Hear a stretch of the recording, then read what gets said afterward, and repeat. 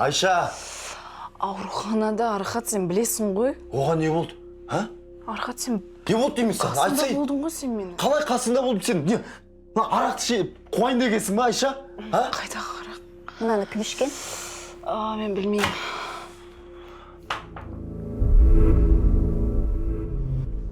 Архат Әділұлы мен опека органдарының қызметкерлері медет тұрып жатқан үйге барған кезде Айша Мұқанова мас күйінде табылған. Баланың қайда екенін білмей, өзінің не істеп жүргенін білмей, қойылған сұрақтарға дұрыс жауап бере алмаған. Оған дәлел мен айғақтарымыз бар. Жоқ, сіз қалай ұялмай өтірік айтасыз, а? Мен арақ ішпей мас болды деген өтірік, ол бәрін өзі әдейі ұйымдастырған. Айша ханым осыдан бірнеше күн бұрын баланы ұрлап үйден қашып шығып кеткен.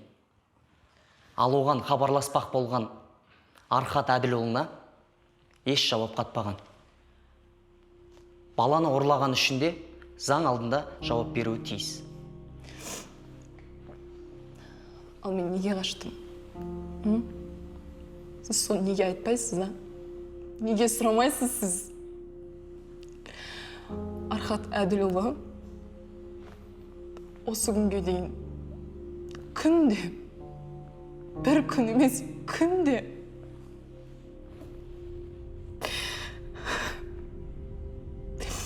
мені аямай ұратын.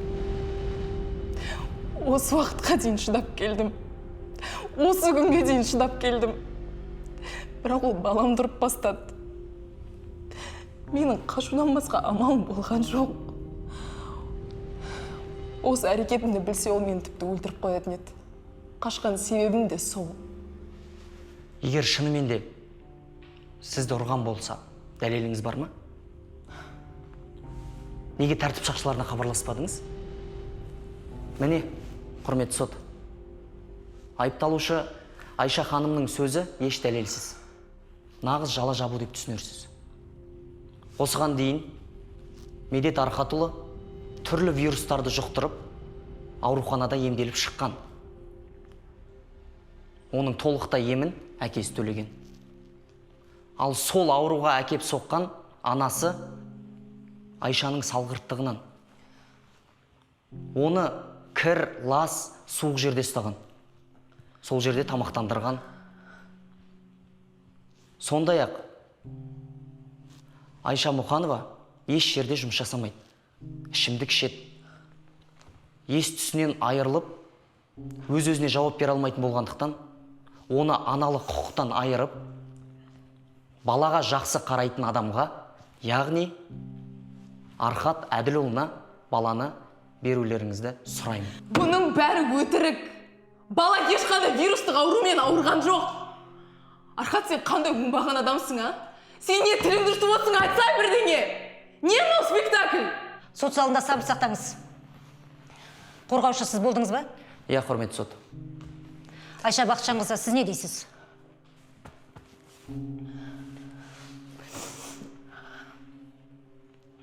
Құрметті сот, менің жалғыз сұрайтыным, жалынып сұрайтыным, мені баламнан айырмаңызшы. Менің қандай адам екенімді бәрі біледі. Мен ешқашан ішімдік ішкен емеспін. Мені танитын кез келген бір адамды әкеліп сұраңызшы. Бәрінің айтатын нәрсесі осы. Архат бәрін әдейі ұйымдастырған. Егер адвокат айтқандай бәрі керемет болса, менің одан кетіп нем бар айтыңызшы. Оның ақшасына, мал мүлкіне шалғып өмір сүріп жүре бермеймін бе? Құрметті сот, мен ақша табам, жұмыс істеймін, жақсы пәтер жалдаймын. Тек балам қасында болса болды. Медет, сен мамамен қалғың келеді ғой, а? Қарсымын, құрметті сот. Бала кәмелеттік жасқа толмайынша, баланың сөзі, баланың пікірі сот есебіне енбейді. Қабылданды. Айша Бақытжанқызы, тағы да айтарыңыз бар ма? Жоқ. Екі жақтың пікір шағым ұсыныстары қабылданды. Сот шешімін күтіңіздер.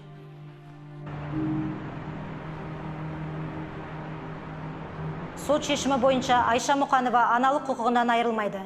Бірақ қазіргі сәтте Айша Мұқанова баланың сұранысын өтей алмайтын болғандықтан, Медет Архатұлы әкесі Архат Әділұлының тәрбиесін өтеді. Баланың өмірі мен денсаулығына қауіп төндіруі мүмкін екені ескеріліп, Айша Мұқанова баласы Медет Архатұлымен бір жерде бір уақытта бола алмайды. Жоқ, сіз не деп тұрсыз, мен балама қандай қауіп төндірем? Тыныштық сақтаңыз. Болмаса сот залынан шығарыласыз. Азаматша Мұқанова Айша балаға 2 метрден артық жақындаған болса, заң жүзінде жазаланады. Айша Мұқанова өзінің баланың сұранысын өтей алатын дәлелдеген сәттен азаматтық іс қайта қаралады. Жоқ, сіз бұл жерден олай бітіре алмайсыз. Мен тыңдаңызшы. Мен Архат үнемі баламнан айырмаш. Архат, сен білесің ғой, Медет менсіз өмір сүре алмайды, Архат. Медет, жүре ғой. Жүр, Медет. Медет, жүре ғой, жүр үйге барамыз.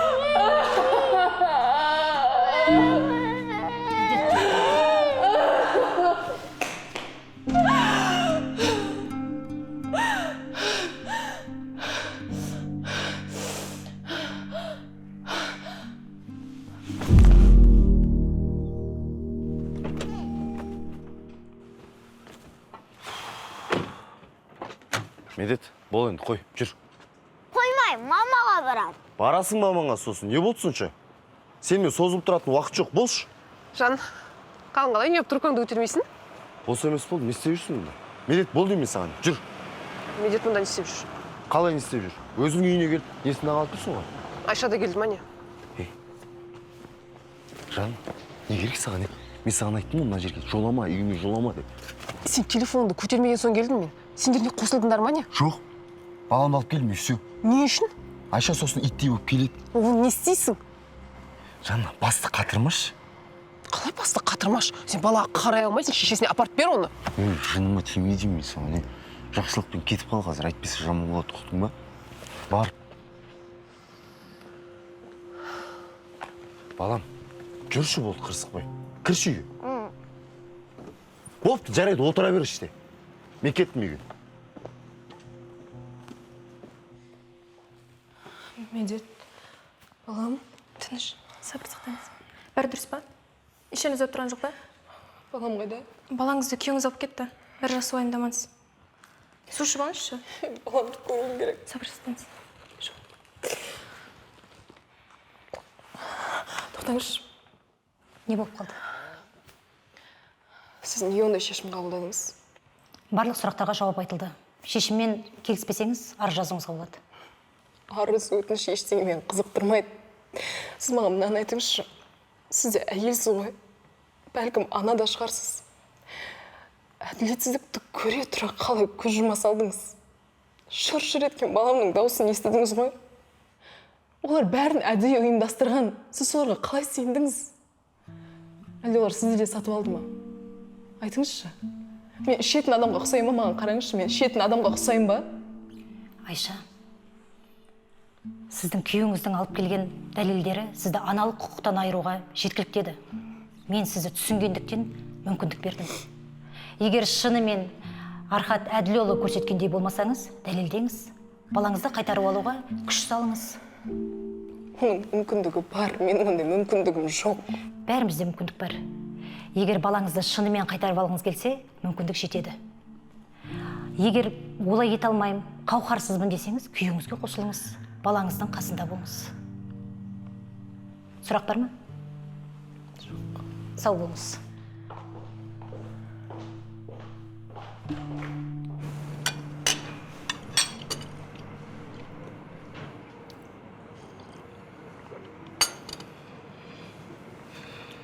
Жан.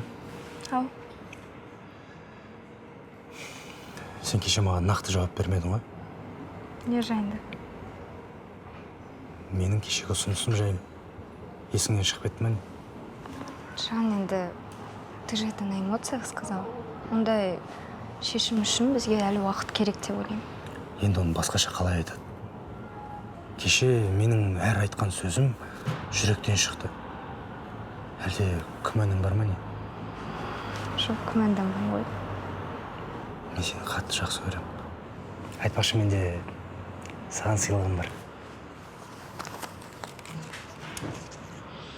Вау! концертке барғың келіп жүргенді қайдан білдің? Енді мен сенің жігітіңмін ғой. Рахмет. Балам, жүр, тамақ ішеміз. Пицца келді, суши, кола, фри. Не жегің келіп тұр, а? Жемеймін. Балам, сен онсыз да көп тамақ ішкен жоқсың. Жүр, қырсықпашы. Бармаймын. Әлде паркке барамыз ба? Бар, ойнап қайтамыз. Мамаға барамын. Так. Не болды? Мама деп мамалады, а? Енді мама деп көр.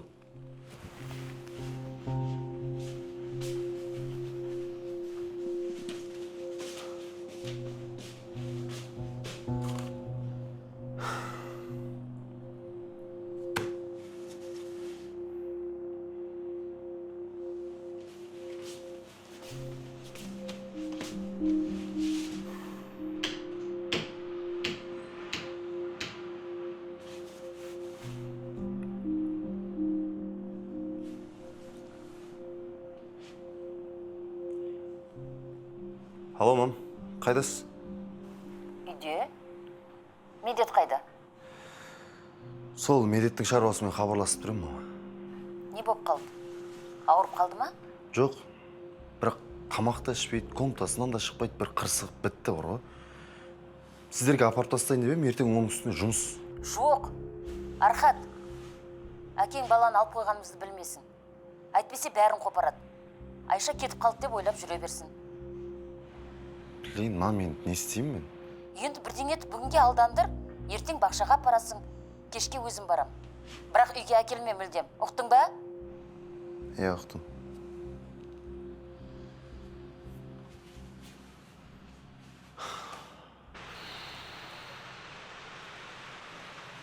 Жаным, мен киімді ауыстырып келем бе қазір? Жан, мүмкін бірге келеміз.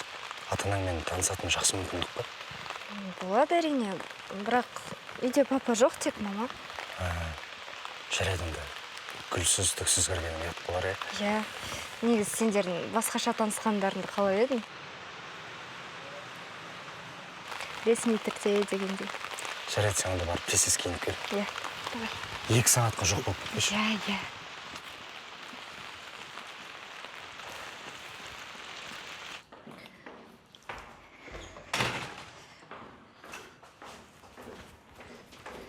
Сара, Мен асығып тұрмын, мам. қайда барасың? Концертке? Сен не? Сұрануды мүлдем ұмытқансың ба? Мам. Не, мам? Керек кезінде мама деп айналшықтап шықпайсың. Әлде есейіп кеттің бе? Жарайды, кешіріңізші. Мам, барсам бола ма? Кіммен барасың? Жай, досыммен. Қандай досың? Мен танийын ба? Жоқ, бірақ жақында таныстырам. Осыдан бар ғой. Мен асығып тұрмын, кейін ұрсасыз.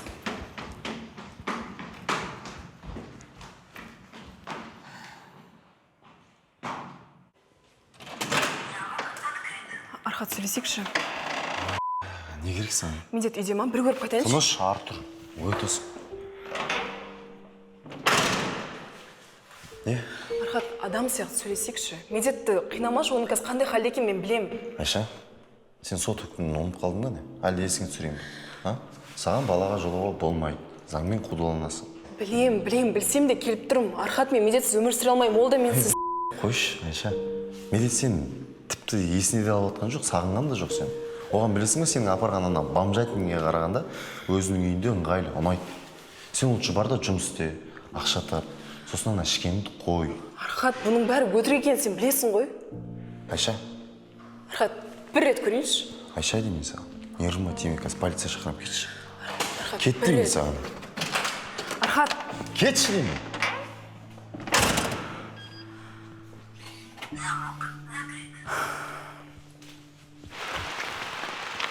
Сен кімсің? Мен Сараны күтіп тұр едім. Сараны?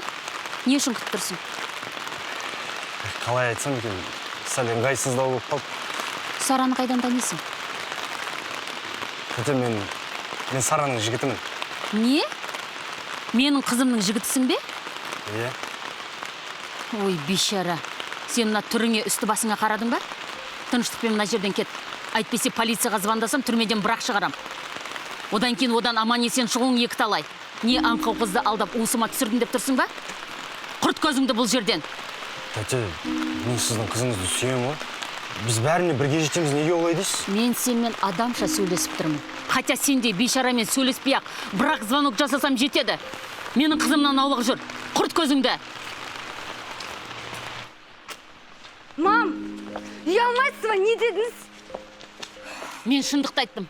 Не, ден дұрыс жігіт таппадың ба? Мына бейшараның қай жеріне қызықтың? Қалтасында көк тиыны жоқ. Енді мына смелікті үйдің қасынан көрмейтін болайын, ұқтың ба? Қандай адамсыз? Әбден ақшаға құнығып баспен кеткен адам. Жап аузыңды!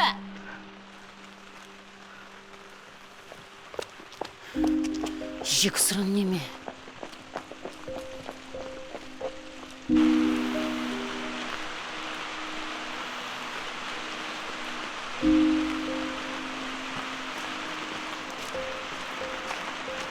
Сен не істеп жатсың?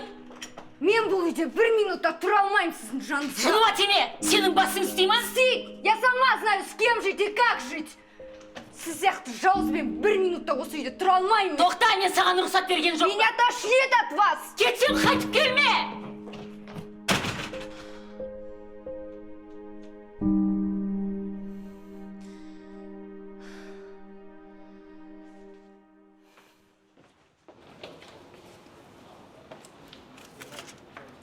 Айша, тоқташ. Бүгін сенің алғашқы жұмыс күн. Бүгінгі күнді қалай жұмыс істесең, ары қарай да солай кетеді. Так что тіліңе абай бол, сыпайы, момын қыздың образында жүр, жарай ма? Жарайды. Түріңе не болған? Қабағыңнан қар жауып не көрінді? Айша, маған қабағын түйіп, өмірден түңіліп жүретін адам керек емес. Мына түріңмен келген қонақтар шошытасың ғой. Үйдегі проблеманы үйде қалдырамыз. Сенің проблемаң маған да, келген қонақтарға да қызық емес. Ұқтың ба? Жақсы. Біздегі алатын ақшаны білесің ба? Көрдің ғой? Саған еш жерде ондай ақшаны бермейді. Ал біз элитный мейрамханамыз. Бізге келген әрбір клиент ол құдай. Табанын жала десе, значит, жалаймыз. Бастысы клиент риза болса болды. Түсіндің ғой? Иә. Мен түсінікті етіп айтқан сияқтымын, ал сен сөз ұғатын қыз сияқтысың. Так что залға шықпас бұрын түріңді ретке келтір. Қалай? Ну, например, шашыңды боя.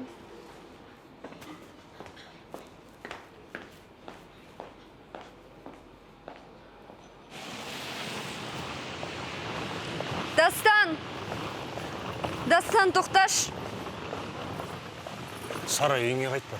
Дастан, мен ол үйде тұрмайым деп айттым. Мен сондай шешімге келдім, енді мен сенімен тұрам. Сара, мен сенің теңің емеспін.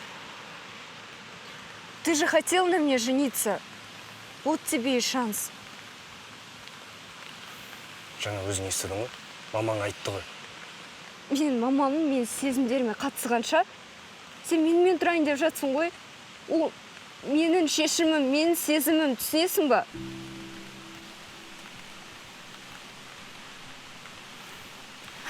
Нақты шешім қабылдадың ғой?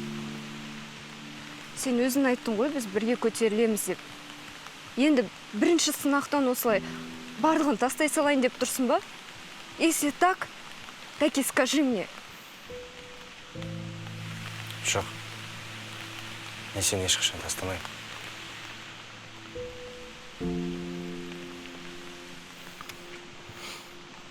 Әкел.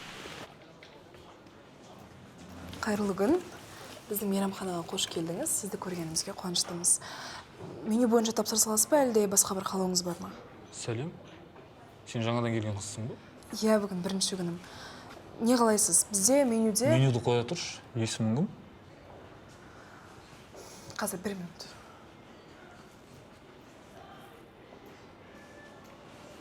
Не болды? Неге кетіп қалдың? Мен басқа клиент алсам бола ма? Немене? Сен басың істей ма? Бар тез қасына. Ол бір түрлі сөйлеп отыр. Айша, басты қатырма. Қасына тез бар. Не десе де айтқанын істе.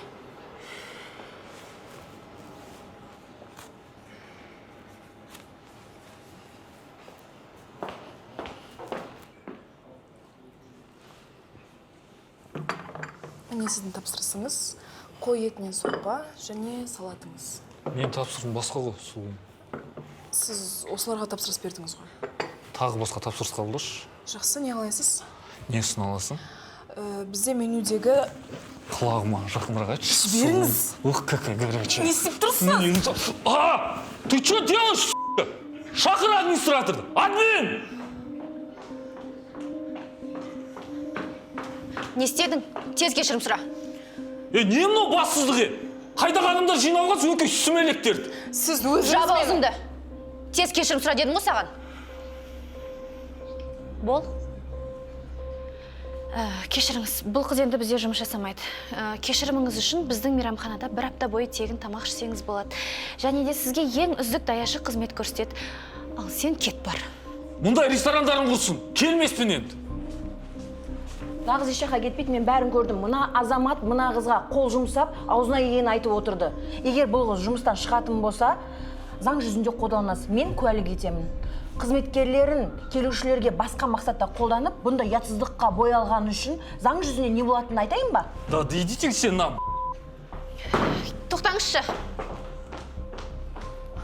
Сізге көп рахмет. Да, оқасы жоқ. Есімім Үміт. Умка дей берсең болады. Мен Айшам.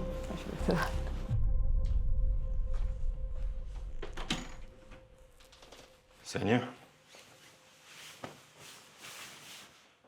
Архатпен хабарласпадың ба? Не туралы? Айшамен сөйлесіп пе? Қайда екен ол? Жоқ. Сөйлеспеді. Сөйлеспейді де. Ит болып өзі қайтып келеді. Келмесе өзінен көрсін. Мен оған басқа ел алып беріп тынышталамын. Тым болмаса, Медетті ойламадың ба? Ол өлмейді. Сенен сұрап тұрған мен де ақымақ. Сара көрінбейді ғой, ол қайда кеткен? Қызым үйден кетіп қалды. Немене? Өзіңе ұқсаған қырсық. Айтқаннан қайтпайды. Кетем деді, кетті. Жіберіп қойып қарап отырсың ба сонда? Маған не қыл дейсің? Өзім өстім, толдым, өзім білем деді де кетті. Қайда кеттің деп сұрадың ба ең болмаса? Бір сүмелекті тауып алыпты. Сонымен кеткен шығар. Сәне, саған қаралу керек. Баласын бір жаққа жіберіп қойып, қалай тып-тыныш отырады бұл? Мен айттым, тыңдамады. Көретін көрсін, жылап еңіреп өзі-ақ қайтып келеді. Әй, Сәне, не сен жындысың? Не менің басым істемей тұр? Әй, ол жылап еңіреп келетін сенің немене? Қас жауың ба? Екі балаға қарай алмай отырған сені үйден қуу керек. Ақымақ. Сізге бір порция жесе ма? Сен не жейсің, балам? Бәрі жейм.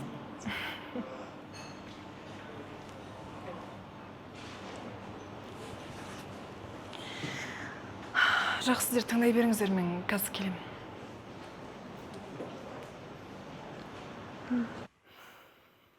Пәтерің осындай екен, әдемі. Енді сіздердікіндей емес, бірақ тұруға болады. Бойдағы адам нейіне ұқсамайды, тап-таза. Енді мен уже бойдағы емеспін. Бірақ тазалықтың атам, есіңде болсын. Жақсы.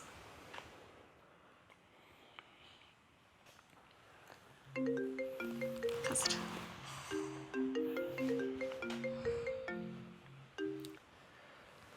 Папам сонда жатыр. Сөйлесу. Ұрсады. Ұрыспайды. Жауап бер.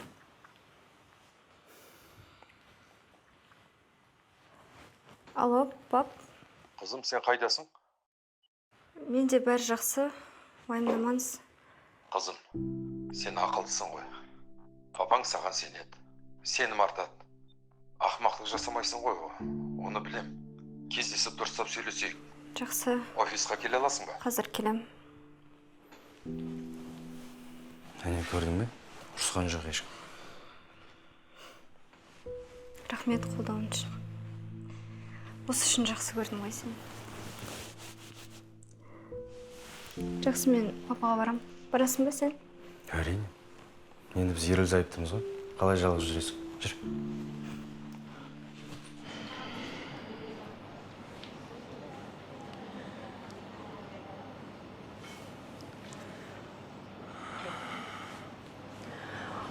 Алло, Жанна, сөйлесе аласың ба?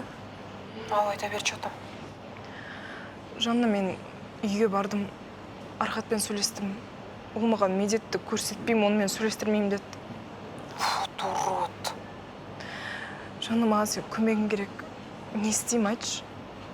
Қалайда баланы алуым керек. Сен осындай болып жүрсең, медетке 2 есе қиын. Байғұс балай. Жанна, шынымен бар ғой, басым қатып кетті. Көмектесші маған, не істесем болады? Білмеймін, бірақ баламен бірге болу үшін бәріне баруым керек. Бірақ қалай? Надо думать, значит. Девушка, заказ қабылдайсыз ба? Жақсы, мен саған кейін хабарласам. Умка, маған сен көмегің керек болып тұр. Что там не удайды? Маған срочно кету керек. Қайда? Тыныштық па? Иә, тыныштық, шұғыл шаруам шығып тұр. Менің жоқтығымды білдірмей көмектесіп жібересің бе? Хорошо, жүреді, бара бер. Рахмет саған.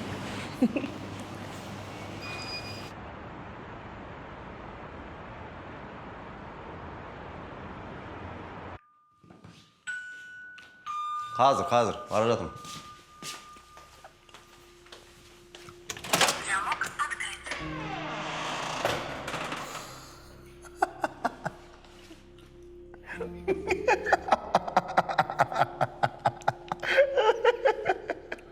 Айша, сен өз-өзің тауыпсың е. Жатам, Архатсыз бомж болып кеттің бе? Архат медет қайда? Үйде? Көрсем бола ма? Жоқ, конечно. Сен ұмытып қалдың ба не? Әлде жұмыс істеймін деп миың ашып кетті ма? Архат, пожалуйста, мен баламнан айырмашы. Не істе десең соны істеймін, қаласаң үйге қайтып келейін. Ұрасың ба, соғасың ба, өзің біл. Тек балам қасымда болса болды. Кешірім сұра. Кешір. Айша, олай емес.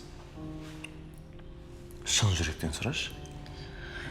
Архат, жалынам, баламмен жолғайыншы. Жалын? Жалынам. Зерлі.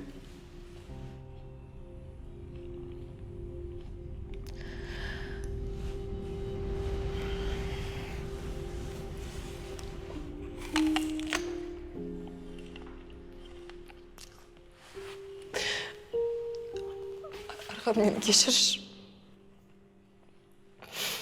Тұр.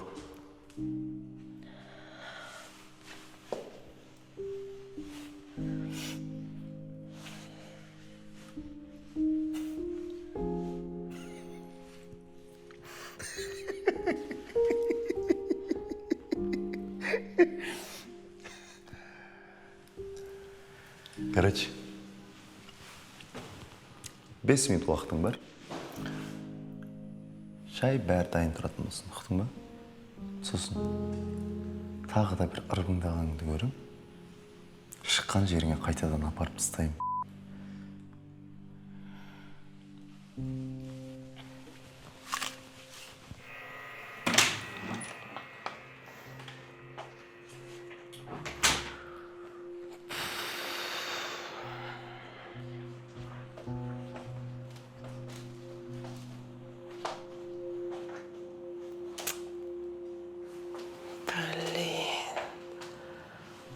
Сен неге шықты деп едім.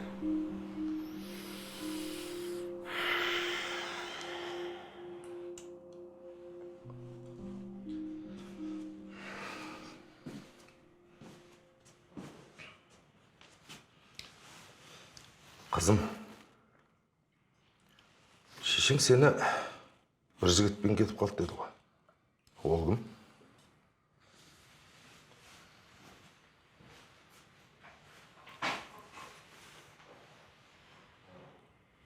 Ол Дастан, мен болашақ жарым. Даже так? Ал ол жігіт жайлы біз неге бұрын білмедік? Негізі Бір жақында ғана таныстық. Сіздермен таныстырып үлгермедім.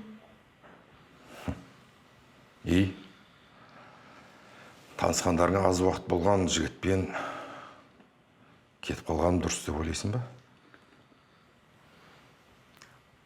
Пап, түсінші, мен оны жақсы көрем. Ол да мені жақсы көреді. Бірақ кемшілігі қазір жағдай онша болмай тұр. Біз бірге көтерілеміз деп келістік.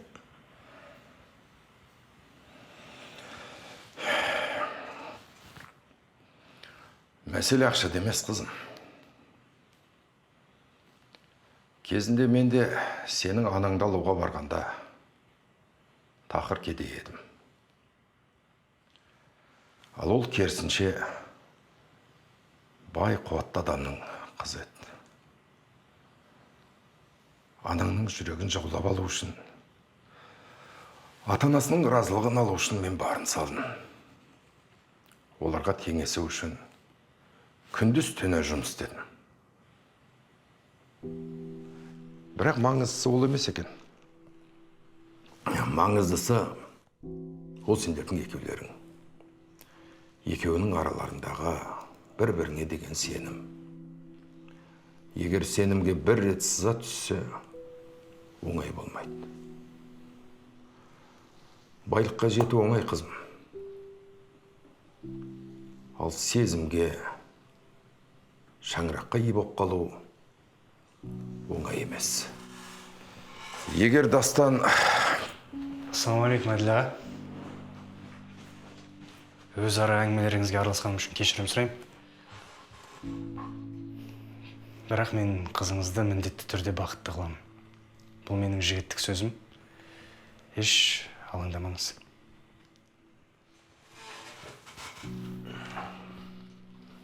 Дастан, менің толып жатқан балаларым жоқ. Бар жоғы екеуі ғана. Ал Сара менің жалғыз қызым.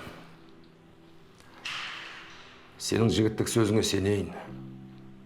Бірақ егер Сара жылап... Жыламайды. Айтып тұрмай, мен оны бақытты қыламын. Жылатпаймын.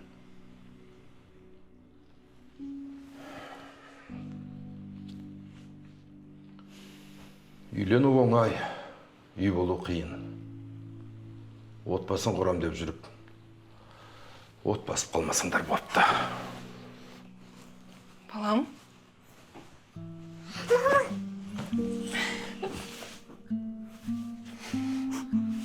Мама, мен сені қатты сағындым. Мен де сені қатты сағындым, құлым. Сені қатты жақсы көрем. Мен де сені қатты жақсы көрем. Ар бөлмеде олым. Дыбыстан шықпасын. Жаным сол. Айша, ас ішесіз ана. Қазір.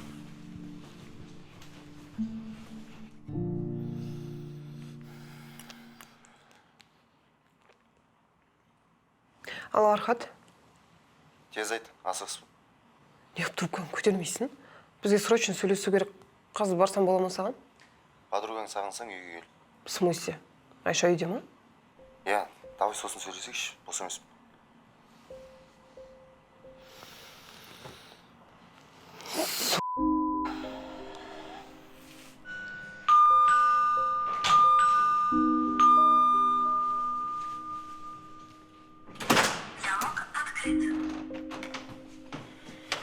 Сен мұнда не істеп жүрсің? Сәлеметсіз бе, мам? Қаңғып келдім де.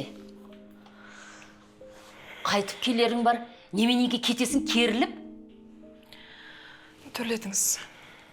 Әбден баламның басын қатырып, біттің сен. Ойыңа не келсе соны істеп құтырып. Келін емес кесір алыппын. Архат қайда? Демалып жатыр. Маған айран алып кел. Асқазаным қыжылдап барады. Жарайды, медетке мен шыққанда айта салыңызшы.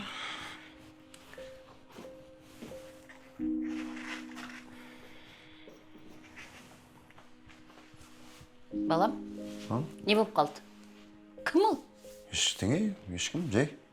Қашан келдіңіз? Жаңа келдім. Анау келіпті ғой. Иә, естіп қойды ғой. Естімейді. Айранға жібердім.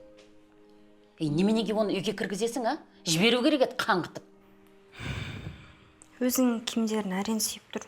Мына барлығын қалай сыйдырам? Жан, уақытша чемоданда тұра тұрсын. Жоқ, барлығын білу керек маған. Енді дәл қазір мен саған қайдан тауып беремін, оны айтшы. Енді реттеп қою керекпін ғой бәрін. Жан, сәл шыдашы. Уақыты келеді. Мен қарыздарымнан құтылып алайын. Содан кейін үлкен, кең пәтерге көшеміз. Сөз берем. Жақсы.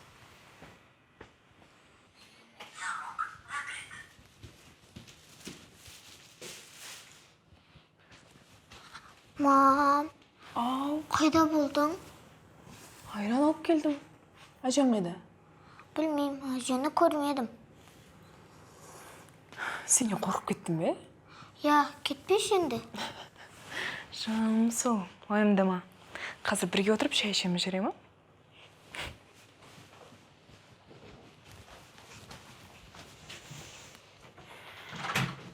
Байқа, алдап сулап сені тақырға отырғызып кетпесін. Үндемей жүріп бәле бол. Алаңдамаңыз ба? Мен де жоспарым бар.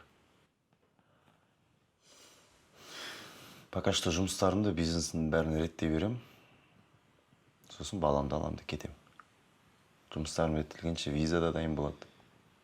Балам жанында бола берсін әзірге. Не істеймін? Сотта да жеңе алмайды мама. Несі бар? Ештеңе істеу жоқ. Соңында байсыз да, баласы да бар.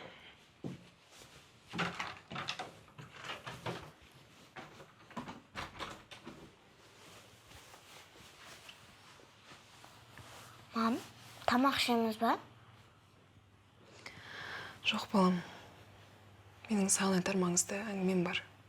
Сен соны жақсылап тыңдап ал, жарай ма? Тағы ойын ойнаймыз ба? Біз енді ойын ойнамаймыз. Өйткені сен үлкен жігіт болдың. Сен менің барымсың. Мен қазір саған бір тапсырма берем. Сен соны үлкен жігіттер сияқты көтеріп шығуың керек, жарай ма? Жарайды. Мен қазір кетем, бірақ біраз уақыттан кейін келем де сені алып кетем. Осы уақыт ішінде сен ақылды болуың керек. Мам, не болды? Папамен тағы ұрсысып қалдың ба? Иә, біз енді папаңмен бірге тұрмаймыз. Бөлек тұрамыз. Папаң бізбен тұрғысы келмейді. Неге? Оны үлкен жігіт болғанда түсінесің. Егер сен ақылды болсаң, мен тез қайтып келем. Көп ақша тауып екеуміздің жағдайымызды жасаймын. Сол уақытқа дейін ақылды боламын деп уәде бер маған. Уәде берем.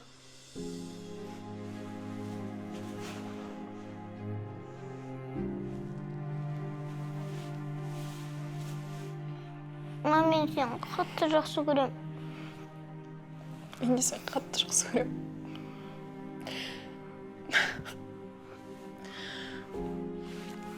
Мені күт, жарай ма?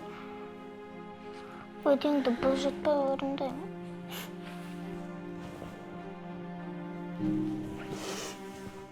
Жаным менің.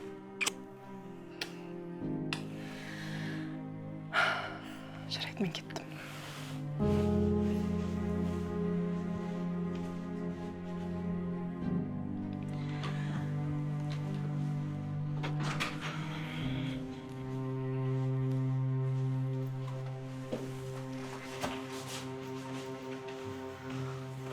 Мынауың әлі жүрме? Мен кеттім, сотта кездесеміз. Сенің тепкіңе көніп, уақытымды бос құртпай, адам екенімді, жаным бар екенін дәлелдеймін. Кездескенше. Баршы.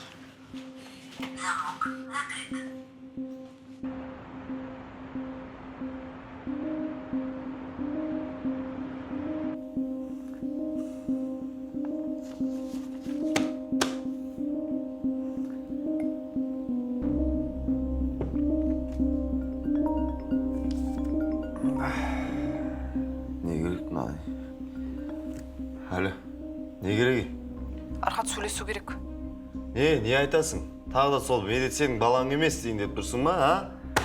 99-да 9% менің балам медет. Ұқтың ба, Құтты болсын енді, не деймін басқа. Архат, Не? мен сенің аяғым ауыр.